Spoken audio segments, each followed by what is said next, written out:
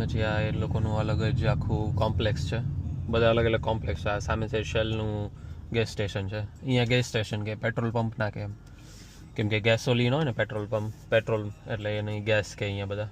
અને સામે તમે જોઈ શકશો તો કદાચ લખેલું છે આયરું એના રેટ એમ, કે એમાં પાછા અલગ અલગ ગ્રેડ આવે એમ, કે રેગ્યુલર ગેસોલિન હોય, પ્લસ ગેસોલિન હોય, પછી થોડું પ્રીમિયમ હોય, તો એ બધાના પ્રાઇસ અલગ અલગ હોય એમ. એટલે આ બધી મર્સિડીઝ, BMW જે હાઈ એન્ડ કાર હોય ને એની અંદર થોડું પ્રીમિયમવાળું વાપરવાનું એ લોકો રેકમેન્ડ કરે, કે જેનાથી શું તમારું એન્જિન સ્મૂથ ચાલે એમ. અને બધી આ કેમરી છે, હોન્ડા છે, હ્યુન્ડાઈ છે, એ બધામાં તમે નોર્મલ જે રેગ્યુલર ગેસોલિન હોય ને એ યુઝ કરો તો ચાલે એમ. એટલે એ થોડું સસ્તું આવે એમ, એટલે એ થોડી શું કાર તમને સસ્તી પડે એમ, એટલે ઓવરઓલ ખર્ચો તમારો એનો ઓછો આવે.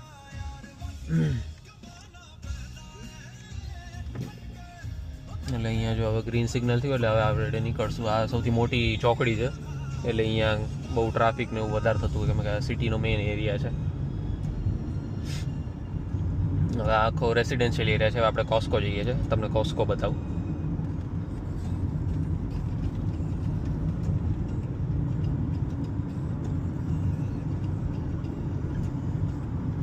જો અહીંયા આખું ગ્રીનરી તમે જોશો, ઝાડ ને આ તે બધું એમ બહુ જ મસ્ત છે. એ લોકો મેન્ટેન કરે.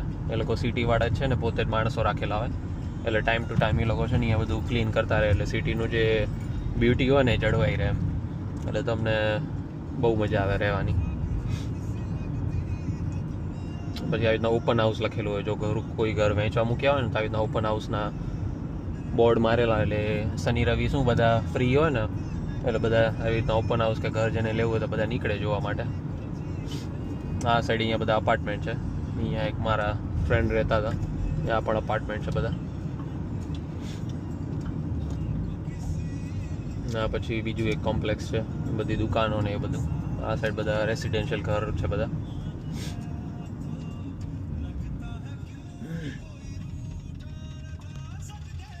અને હમણાં અહીંયા એ લોકો એવું રેકમેન્ડ કરે કે તમારી આગળની ગાડી હોય ને, આગળની ગાડીના તમારે ટાયર દેખાય ને એટલી જગ્યાએ વચ્ચે રાખવાની એમ.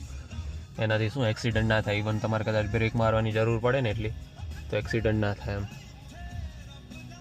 એટલે આગળની ગાડીના ટાયર દેખાય ને પાછળના આપણને, ત્યાં સ્ટોપ કરી દેવાની, એટલે તમારે વાંધો ના આવે.